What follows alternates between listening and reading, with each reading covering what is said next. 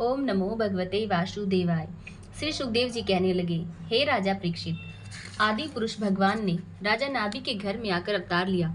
तब राजा ने उन्हें परब्रह्म परमात्मा जानकर बड़ी प्रसन्नता पूर्वक ब्राह्मणों एवं याचकों को बुलाकर इतना दान दिया कि उनके राज्य में कोई भी व्यक्ति दरिद्री न रहा। तत्पश्चात राजा और रानी ऋषभ देव जी के बाल चरित्रों का सुख प्राप्त करके अपना जीवन सफल हुआ जानकर प्रसन्नता के कारण फूले अंग न समाते थे। जब ऋषभ देव जी राज्य करने योग्य हुए, तब राजा ने अपने मंत्रियों, सभासदों एवं प्रजा के अन्य सभी लोगों को बुलाकर विचार विमर्श किया कि हे प्रजाजनों, अब मेरे लिए उचित है कि मैं ऋषभ देव जी को राज्य सिंहासन पर विराजमान करके रानी सहित वन में जाकर भगवान श्री हरि का भजन करूं। राजा की यह वचन सुनकर सभी सभासद एवं मंत्रीगण बड़े प्रसन्न हुए। तब राजा ने विद्वजनों को बुलाकर शुभ लगन निश्चय करके ऋषभ देव जी का राज्याभिषेक बड़ी धूमधाम से किया। तत्पश्चात आप रानी सहित बद्रिकाश्रम में जाकर श्री हरि भगवान की तपस्या एवं ध्यान करने में लीन हो गए। कुछ समय उपरांत राजा और रानी योगाभ्यास द्वारा अपने शरीर को त्याग कर भव सागर से पार उतरकर मोक्ष पद को प्राप्त हो गए। ऋषभ देव जी ने धर्म राज्य करते हुए प्रजा का इस प्रकार पालन किया कि उनके राज्य में शेर और बकरी एक ही घाट पर पानी पीने लगे।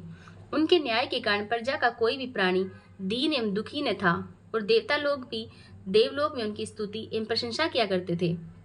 जब देवराज इंद्र ने सभी छोटे बड़े देवताओं के मुख से उनकी इस प्रकार प्रशंसा एवं स्तुति सुनी, तो देवराज इंद्र ने डाह के कारण उनके राज्य भरतखंड में जल नहीं बरसाया। जब ऋषभ देव जी को यह हाल मालूम हुआ, तो उन्होंने इंद्र के इस ज्ञान पर हंसते हुए अपने योग बल से ऐसा कर दिया कि उनके राज्य में जिस समय प्रजा के लोग पानी की आवश्यकता समझते थे, उसी समय श्री हरि भगवान की कृपा से पानी बरस जाता था।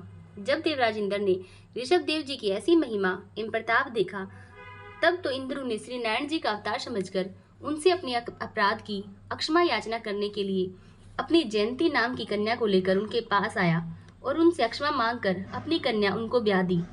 उस इंद्र की पुत्री द्वारा ऋषभ देव जी के 100 पुत्र उत्पन्न हुए। उनमें से 9 पुत्र तो विरक्त होकर वन में पहुंचे श्री हरि की तपस्या एवं ध्यान करने लगे। उन्हीं को नव योगीश्वर कहते हैं। उन्हीं ने राजा जनक को ज्ञानोपदेश दिया था। वह कथा आगे 11वें स्कंद में आवेगी। वही 9 पुत्र नवखंडों के राजा हुए। उनका भरत नामक ज्येष्ठ पुत्र अपने पिता की राजधानी भरतखंड का राजा हुआ और अन्य शेष 81 पुत्र ब्राह्मणों के समान वेद शास्त्र पढ़ने और तप करने लग गए। एक समय ऋषभ देव जी ने सब प्रजाजनों को यज्ञ में बैठाकर अपने पुत्रों को यह ज्ञानोपदेश दिया कि हे पुत्रों, संसार में जितने भी जड़ एवं चैतन्य प्राणी दिखाई दे रहे हैं, इन सब का एक दिन अवश्य ही नाश होगा। केवल एक आदि पुरुष अविनाशी श्री नारायण जी ही शेष रह जाएंगे। उन्हीं की आदि शक्ति शरीर में रहने से सब प्राणी चलते फिरते हैं।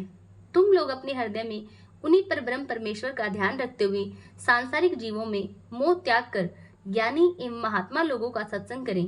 उसी से तुम्हारा कल्याण हो जाएगा, क्योंकि बुरे लोगों की संगति करने से मनुष्य शीघ्र ही नष्ट हो जाता है। जब तक मनुष्य सांसारिक सुखोपभोग को शपनवत मिथ्या नहीं समझता, तब तक सुख की प्राप्ति होना दुर्लभ है।